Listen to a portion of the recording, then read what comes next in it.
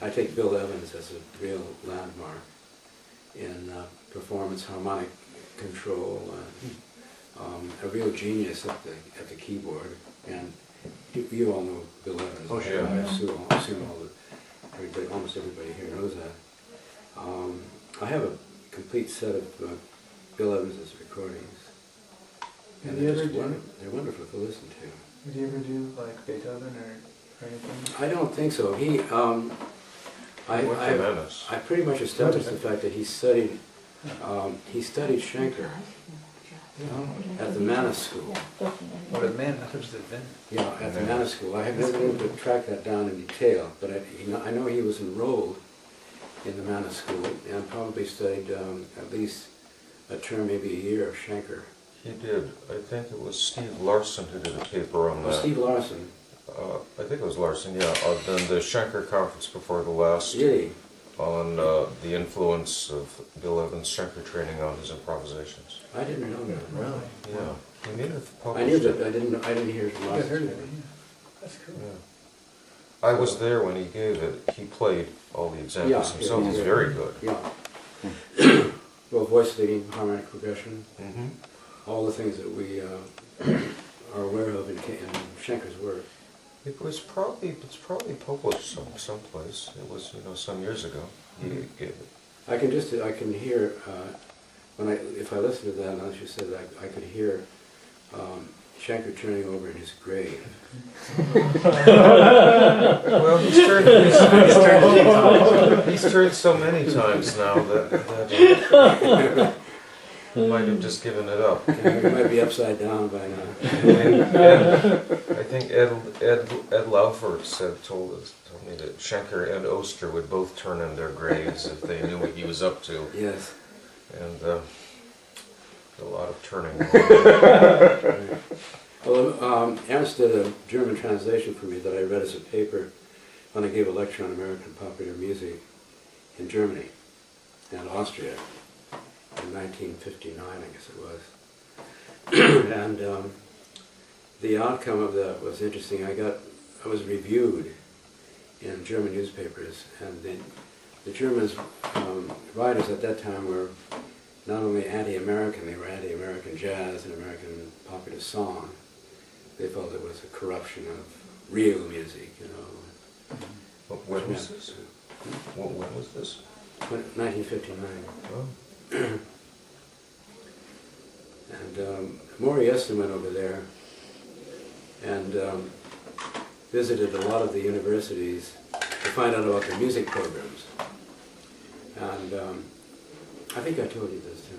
I don't think so. But the general outcome was this, that when he got permission to visit classes and he met people at various well-known universities, including Darmstadt and other places, and there were only very old men there, or young men. Oh, yes. Well, yes. Right. Because of the war. Right. They had all been killed, mainly on the Russian front. Where it was very deadly for the Germans were wiped out, especially like Stalingrad. It was suicide really to be there. So that whole generation just left. And then Stockhausen came in with the Darmstadt group, and Boulez was joined with that. So it was a totally new kind of music that came out in post-war Europe at that time, which is still somewhat with us, I think, classic. I remember you said something quite amusing about Stockhausen when he came to Yale. Oh yeah, well I had heard about him, and I just knew the generation he was coming from, and I thought that probably when he came to visit Yale, I'd find we would see and hear an arrogant young ex-Nazi. And so he came, and I met him, and he lectured, and my prediction was true. He sounded like an arrogant ex-Nazi, and talked down to everybody. Yeah. As though we were absolute ignoramuses in the States, He'd never been here before.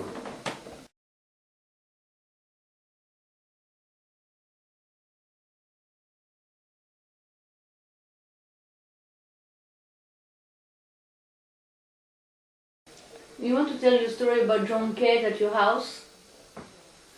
Oh, we invited, I was teaching in Yale, the graduate students had a little committee, and they would invite speakers.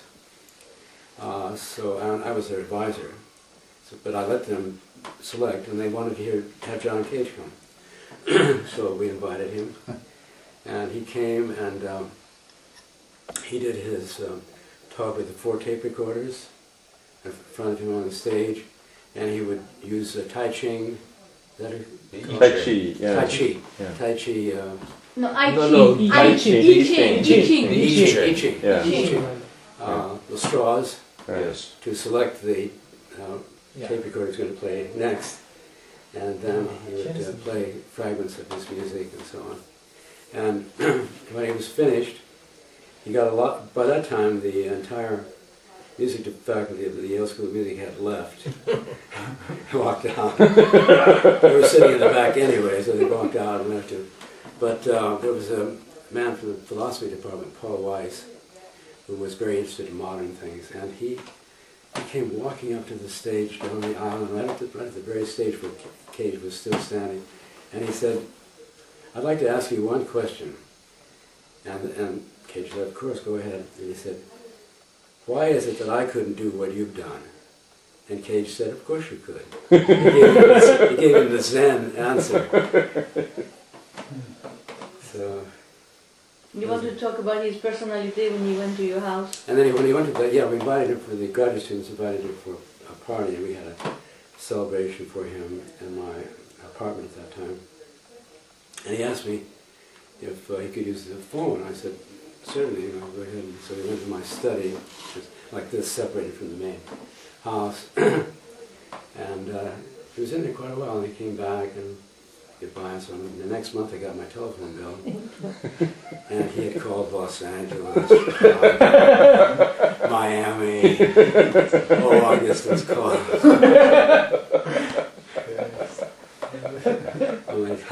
You weren't laughing at that point. No, he came with his mushroom gathering outfit, which was coveralls and a special hat, special glasses for gathering mushrooms. That was his hobby. He's lucky he didn't poison somebody. No, he was supposed to know what he was up to. He was supposed to be quite good. No, I didn't hear him. But I was. But why come to your Oh, house yeah? dressed Yeah. as a You mushroom want to gatherer? talk about him? Yeah. You Well, want that's what he wore in his talk. What? In his talk. Oh, that's what it was about. Yeah. Well, he wore the same. He was wearing the same outfit in his lecture. So it was his professional outfit. Yeah. Yeah? His Yeah, public in Mesquite, yeah. attire. Was a they used to do a 20th century. He has a talk on mushrooms festival. and silence, Yeah, I one. think. Where in Mushrooms. He has a talk on mushrooms No, in his here. book. Oh, Silence, silence, No, yes. in Mesquite. That's a wonderful title for a book. And a lot of people think it should apply to Cage and his lectures. Well, if you don't read the book, it is silent. Yeah. I suppose. Well, there's still there were a lot of unusual people around in those days, involved with music, post-war period, and it wasn't all strictly classical music or jazz or popular music as we know it now. But things have changed, and there's a standard repertoire now for jazz and for popular songs. Well, some of the things we just did, are considered standards, and you all know that music. Probably grew up with some of it, I would guess. So it's not something unusual. Do you have any questions I could ask, or we could answer, try to answer? Drive yourself? No. Who drives you? You have questions? Yes. Questions? Yes, a question. This is Schenker was a relative of Wittgenstein. No, Salzer. Salzer. Yeah. What is it? He was asking about Salzer being related to the Wittgenstein family. And he was. Yeah. What do you want to know? I mean, He was I know that Wittgenstein expressed himself in music, The philosopher? Yes, but in the text he was writing about something about determinism or undeterminism, and he says that it can't be expressed by words, and writes notes on the text and goes on with the writing again, text again. It was interesting. That Salzer was related to the Wittgenstein family. Yes. Right. His mother was a Wittgenstein. So, if their analysis had been done in a Schenkerian viewpoint. I knew Salzer, and I met him only once, but I spent the whole day with him. And actually then afterwards I met his wife several times after he passed away, because I used to go to his apartment and look at some of the things that Mrs. Schenker gave her husband. And she let me take photographs, I have this habit of taking pictures. So, and then she also had a photograph album, and there were pictures of Brahms in the photograph album, because Brahms had been a friend of the Wittgenstein family. Yeah, and that's how Felix actually had manuscripts of Brahms. And when Salzer was alive, in the time that I met him, he told me that he used to play four-hand piano with his uncle, the Wittgenstein who ended up in Cambridge. Really? Yeah. Yeah. There was a lot of antagonism between Oster and Jonas and Salzer. Right. They really, I suppose hatred's not quite the right word, but that started in Vienna. Already there. Between Jonas and Salzer. And the reason for that was that Oster in particular, and Jonas too, Oster was interested in publishing Schenker's works, Schenker's writings, getting those published. It's another story I'll tell you sometime. And they resented the fact that Salzer was not doing this. He was presenting himself instead of Schenker in his own writings. So, why do you think that Salzer actually had all this wonderful material? He got really good material from Mrs. Schenker. Because I've seen it, I've looked through the material that Salzer got. Why didn't he publish any of that material? Why did he just keep it under his... That's what... that's the whole point. Is that... That's why Oster and Jonas were mad at him. He kept it under wraps. Even the writings. When I was teaching at the Manus School, one day they discovered Salzer had left for Queen's College, and under the stage of the little performance room they had, under the stage they found all these copies of Schenker's book. Five graphic analyses. Five graphic analyses, exactly. Yes. Untouched, brand new. Yes, they gave one to me at the last conference. They have a tradition there, the Schenker conferences, that when you give a paper for the first time, they'll give you a copy of that big thing, huge. Yes, it looks like it's brand new. It's not. Right. I have one upstairs. Yeah, you probably got it the same way. Right. That's still very, very good, very interesting. With the levels, all the levels shown. Well, but why do you think that Salzer didn't... I can't imagine that he didn't... I just don't understand why Salzer did not share at all any of the material that he had. Is it copyright, please? I really don't know. No, I didn't have anything with copyright. I really don't know. It just occurred, I think it's self-aggrandization. That's the only explanation. It's not a very good one. Well, that's no doubt what Oster thought. Yes, yeah, I probably get that from him. I was a very close friend of hers. There was no other reason, you think, except for the ego? Ego.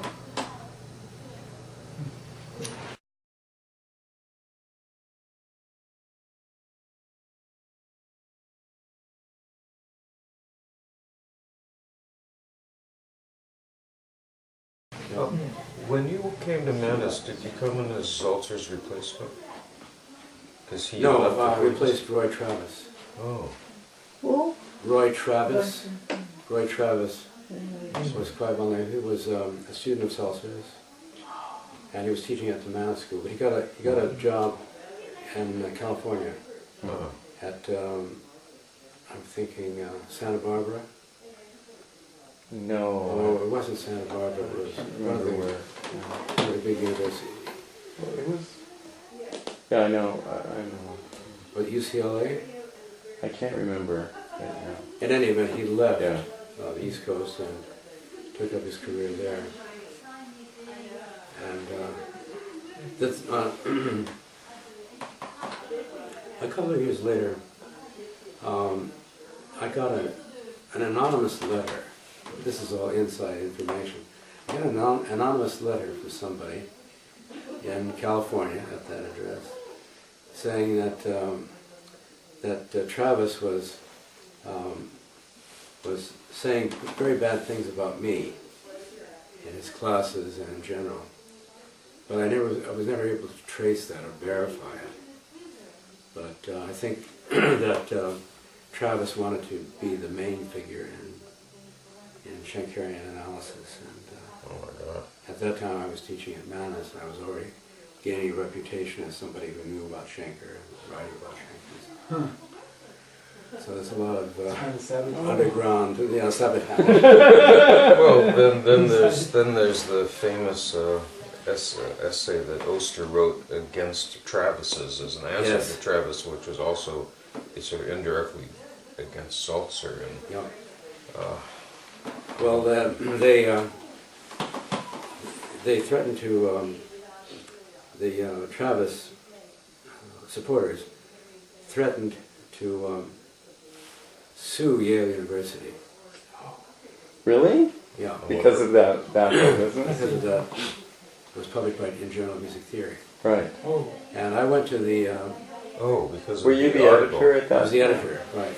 So I went to the main person who handles these things at Yale. She handles legal counsel for Yale. She's a full-fledged lawyer, and she said, "Don't worry about it because these things never come out. And if they sue you, we'll find out things about them that will cause them to." Well, were they threatening? If they were threatening to sue on the basis of the article, were they also threatening to sue Oster personally? Well, no, because of the publication, I think we had to You had to assume the responsibility. Yeah, right. It was a publication. Really? So I there's it's idea. really unfortunate. There was so much of this really bad stuff connected with Schenker, you know. And now Schenker is taught everywhere, Right. and by many people who have had training in Schenker, and some who haven't but have trained themselves. And so I think almost every respectable university and even college has someone who gives a Schenker course. That's my impression, just from Yes, students. but they don't all get along. Think of John Rothgibb's review of Robert Snarenberg's book, for instance. Yes. Hardly. Yeah, well, I thought at the time that came out, you know, there's no end to this. It just goes on, generation after generation. And picking sides. Yeah, which is unfortunate. in fact, we ourselves, the Journal of Schenkerian Studies, have a review by someone I will not name here, which carries on that tradition quite expertly. Will we find out soon? We don't know. You don't want to get sued. It excels in the art of invective. Oh. Really? I heard that Jonas was almost sued Oster. Is that true?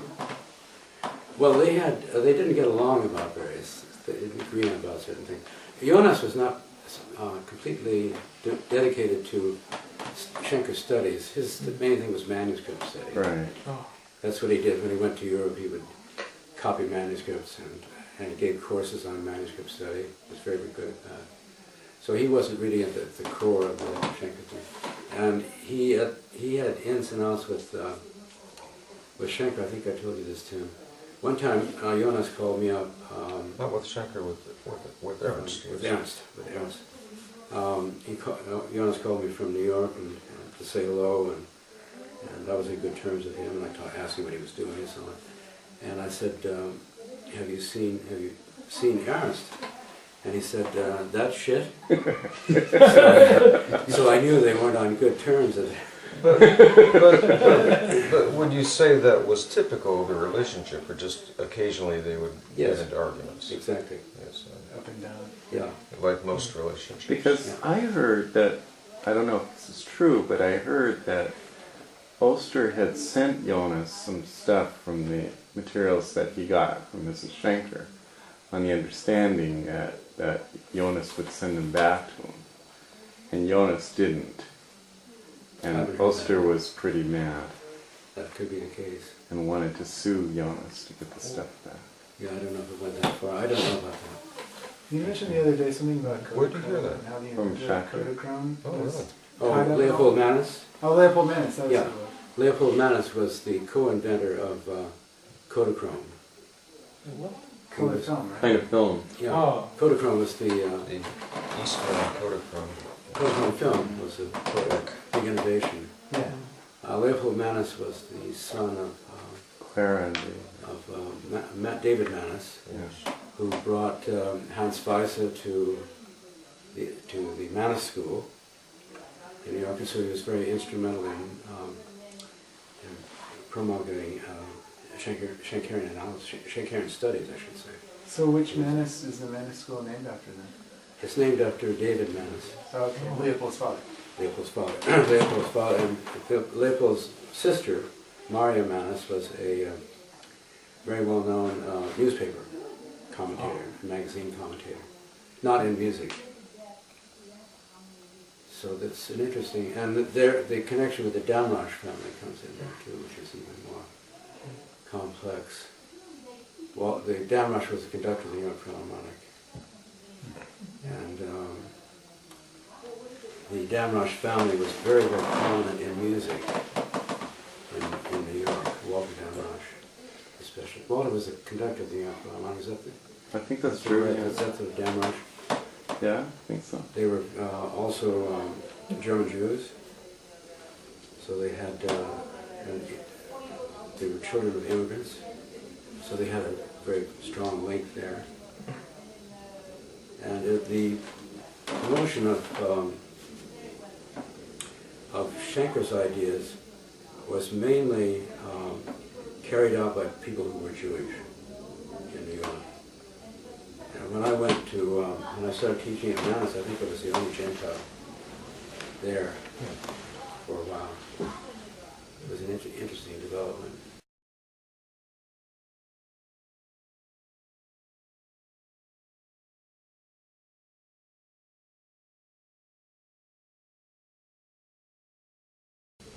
And the reaction against Schenker may have been partly anti-Semitic. When I look back on it, I see some signs, recollect some signs of that. But maybe that's just paranoid on my part. But Well, Paul Henry Lang yes. was the main person against Schenkerian analysis. He himself, I had a course with him actually when I was an undergraduate at Yale. And I mean, yeah, at Columbia. And he was not really in music. He was philosophy was really his field. But he somehow had developed a real antagonism toward anything to do with Schenker.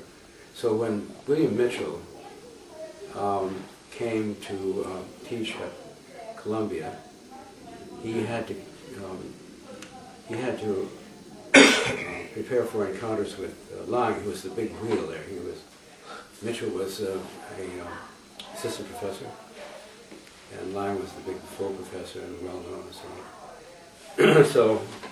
So Mitchell didn't really teach Schenker there. He gave other courses. He gave courses on manuscripts and so on.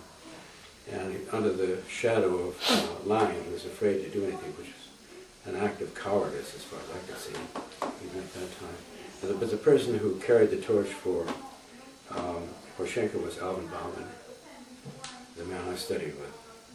Al was a very tough character. He was excellent pianist. He played a lot in New York professionally, and you know, really didn't give a damn about these things. So he never had any position at Columbia. He was never on the regular faculty. He ultimately left New York because he was afraid of the atomic bomb. It was going to be.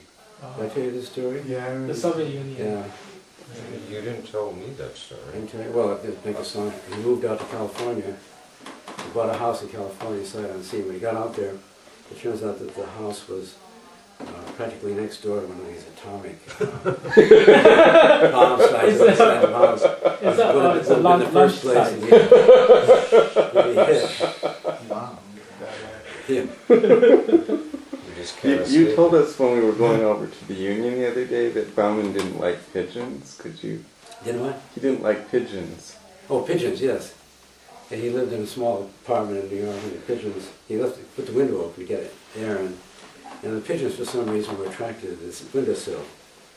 So every time I had a lesson with him, it was interrupted by his picking up pieces of chalk and throwing them at the pigeons. I remember that. But the analysis study I had with him was very informative. And he would just sit down with a piece and a score, and he'd say, let's look at this, and he would talk about certain aspects of it in a Schenkerian way. But I didn't have any formal introduction to Schenker from him. He didn't say, let's talk about structural levels and go from there, and talk about Orleanian and such things. So I didn't have a very good background. I had to fill that in for myself. By reading. Did he ever talk about Hans Weisse?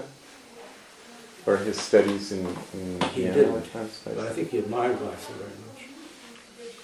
So there was a chain between Schenker and Weisse and Alvin Bauman and me.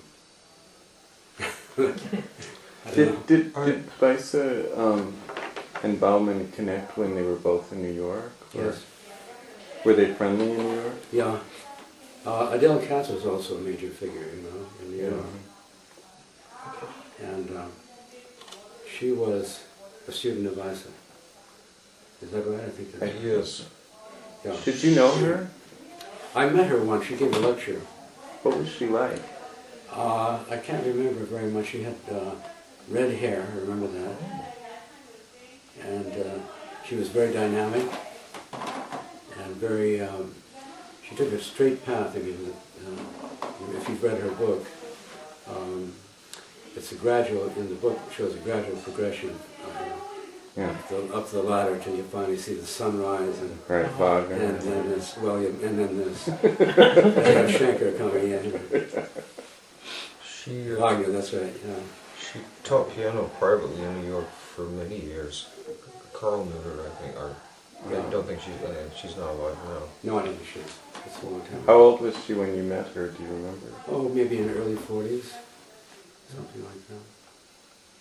She was invited by Howard Murphy, who was not very interested in Schenker, but wanted to have the graduate students exposed to Schenkerian ideas. And Schenker wasn't really taught there. And as I said, at Columbia there wasn't any real Schenker, and there wasn't anything at the Juilliard School, of course. Juilliard School was strictly old-fashioned kind of Riemann studies. Did you want to? Yeah, I have a few things. Okay, go on. One is that, in Mitchell's defense, he said it was an act of cowardice. He was an assistant professor at Columbia under Lang. Lang could be a danger to him. Yeah, sure. Whereas Alvin Bauman was out of Lang's grasp. That's true. So I think there's that circumstance.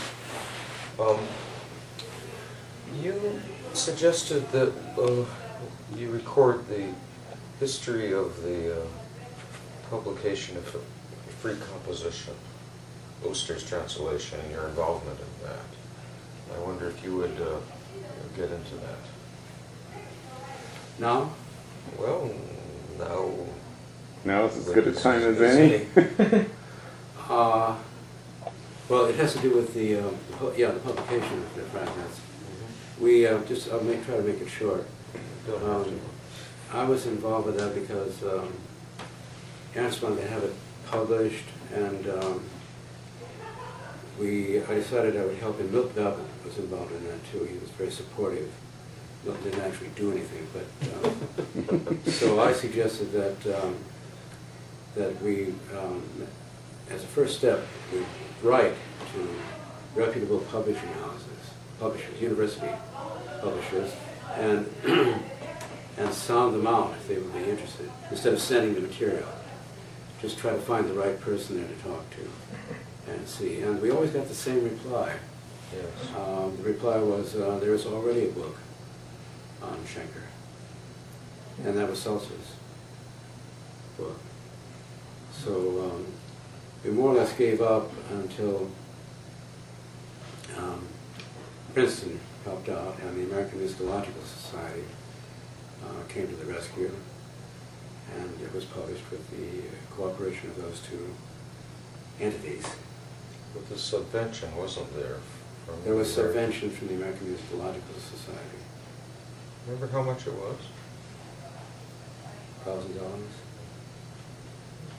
something like that.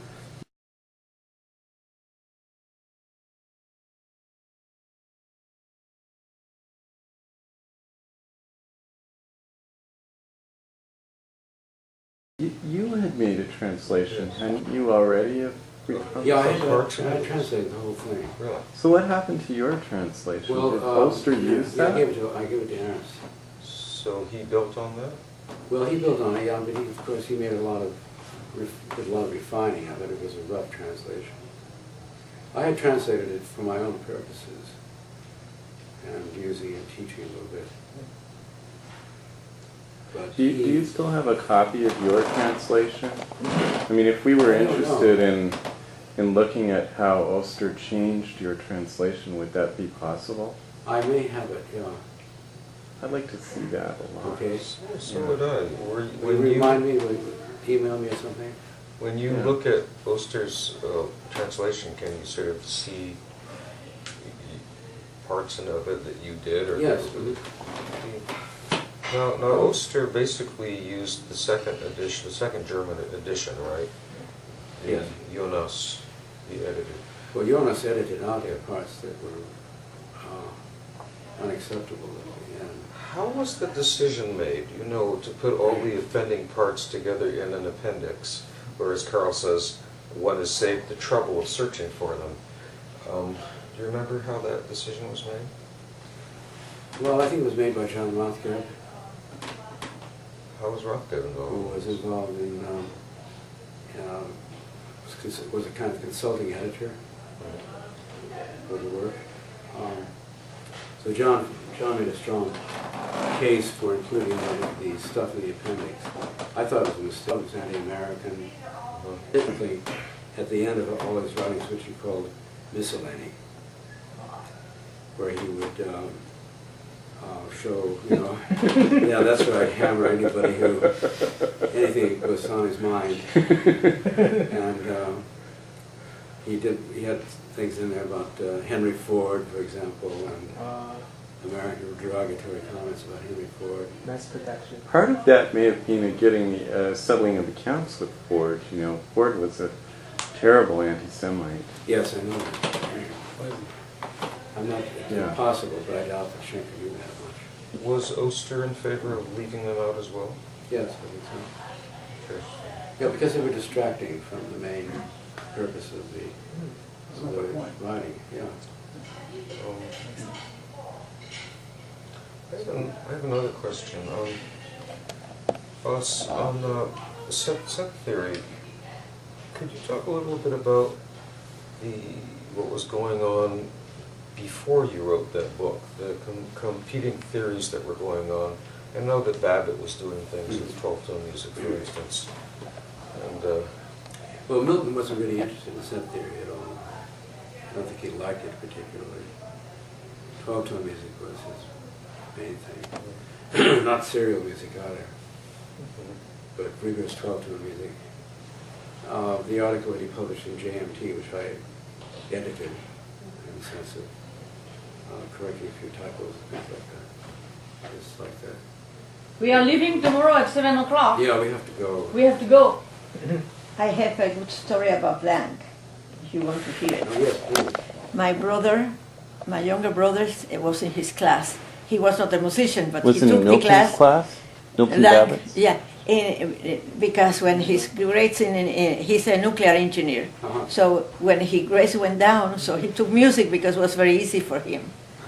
So one day he called Lang and said, Dr. Lang, do you notice that this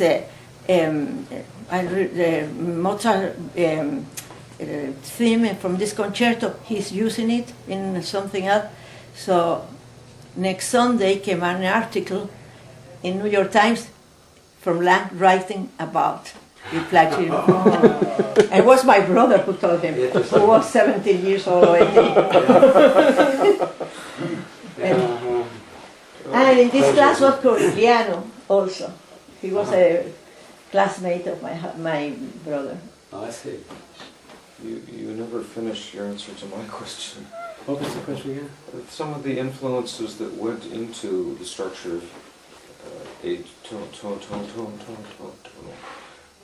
Tone music? music and some of the other theories that were going around at that time, Well, before you wrote that book. most of the theoretical stuff is coming out of the Eastman School. The Eastman School was very influential. So it was McHose. Was he interested in that repertoire, though? Hmm? Was McHose interested in that repertoire? No. Yeah, I didn't think so. Yeah, McHose was a chemist or something. Music wasn't really his field. Well, that explains a lot. But the Eastman School was so influential, still is, you know. What do you want? Turned out a large number of students. But now Bob Morris is there and Somebody ate. other people. Yes, but there must have been some other yeah. people who were writing about the post-tone, the non-12 tone, post-tonal repertoire at the time, Yes. trying to explain it, Yeah. to analyze it. Severine Neff has written about that. Of the history of it. Yeah. Oh. So look her up on the website. She's written very, very comprehensively Okay. about that whole history. So is Jonathan Bernard, for that matter. And Jonathan, right. There's a literature that shows the development. I don't have the exact bibliographic reference. Thank you very, very much. It's nice to see you. Cancel everybody. Nice to see you all. See you next week. Even you.